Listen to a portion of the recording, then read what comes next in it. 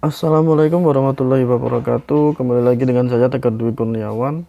Nah, pada kesempatan kali ini kita nanti akan mereview tentang materi pertemuan yang ke-12, yaitu tentang tahapan perancangan yang eh, berorientasi kepada objek seperti itu.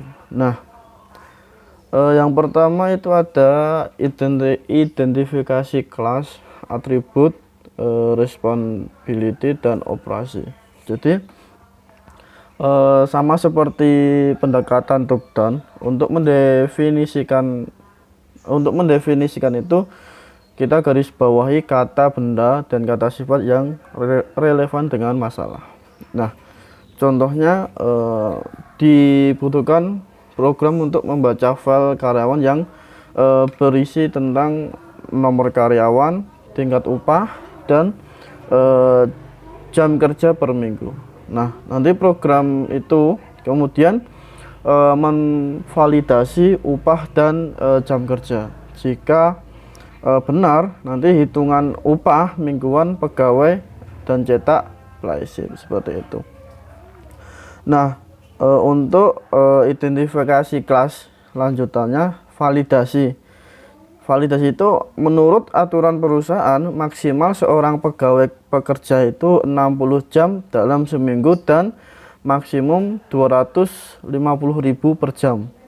Nah, jika jam bekerja atau tingkat upah itu sesuai yang akan dicetak dan upah mingguan karyawan tidak bisa dihitung. Nanti ada upah minimum, nanti ada juga hitung upah mingguannya. Jadi sama dengan upah mingguan dihitung jam kerja dikali tingkat upah. Nah, jika lebih dari 35 jam kerja, pembayaran untuk lembur kerja dihitung setengahnya, seperti itu. Nah, selanjutnya kita bakal menentukan hubungan antar objek dan kelas. Jadi berdasarkan pernyataan masalah diperoleh dari kelas, yaitu penggajian dan payslip. Dari objek dari kelas penggajian menggunakan objek dari kelas payslip. Hubungan antar kelas digambarkan dengan notasi UML seperti itu. Nah, untuk perancangan algoritma untuk operasi menggunakan desain yang struktur. Jadi setiap operasi dalam kelas itu memerlukan penjelasan langkah demi langkah instruksi yang nantinya akan menghasilkan perilaku yang diperlukan dari masing-masing algoritma yang dimulai seperti itu. Nah, untuk data yang dibutuhkan objek payslip ini dikirim dari penggajian setelah diciptakan. Jadi nilai atribut nanti tersedia untuk semua operasi di dalam kelas itu. Nah, untuk selanjutnya perancangan algoritma untuk operasi menggunakan desain struktur atau lanjutan seperti itu. Jadi di sini ada kode yaitu set m number in number kurung buka. Terus nanti di bawahnya ada m number sama dengan in m number, lalu di n. Nah, terus di bawahnya set pirate. Nah, ini nanti mungkin bisa langsung dipraktekkan nanti. Nah, untuk perancangan algoritma untuk operasi menggunakan desain struktur yang lanjutan itu juga sama tadi. Ada set house work it, terus in house worker. Nah, ini ada beberapa kode-kode di sini. Nah, gitu. Nah, untuk perancangan algoritma untuk operasi menggunakan desain struktur ini yang lanjutan. Jadi konstruktor payslip ini dapat menggunakan mutator untuk diperbarui nilai-nilai atribut. Tetapi jika data tidak valid, nilai tidak akan diperbarui. Mungkin diperbarui dengan data yang tidak valid seperti itu. Oleh karena itu, standar konstruktor harus memperbarui seluruh atributnya seperti itu. Nah, eh, untuk operasi menggunakan desain struktural ini, objek eksternal itu perlu mengetahui tentang validitas payslip dan upah mingguan yang dihitung. Jadi aksesor nanti menginformasikan objek dan lain tentang validitas payslipnya itu sendiri. Nah, untuk mengembangkan atau tes atau menjalankan algoritmanya ini, itu langkah terakhir adalah mengembangkan kelas yang memiliki operasi dengan algoritma seperti baris utama pada program prosedural seperti itu. Nah, selanjutnya yaitu menjalankan algoritma dengan membuat kelas yang berisikan algoritma utama. Terus ada tes untuk menjalankan kelas untuk menyediakan interface antara objek payslip dan lingkungan luar termasuk penggunanya. Nah, yang terakhir ini ada file data absen merupakan bagian dari interface antara lingkungan luar dan objek payslip. Jadi di data absen akan menjadi atribut pada driver kelas dan driver konstruktor akan membuka file seperti itu.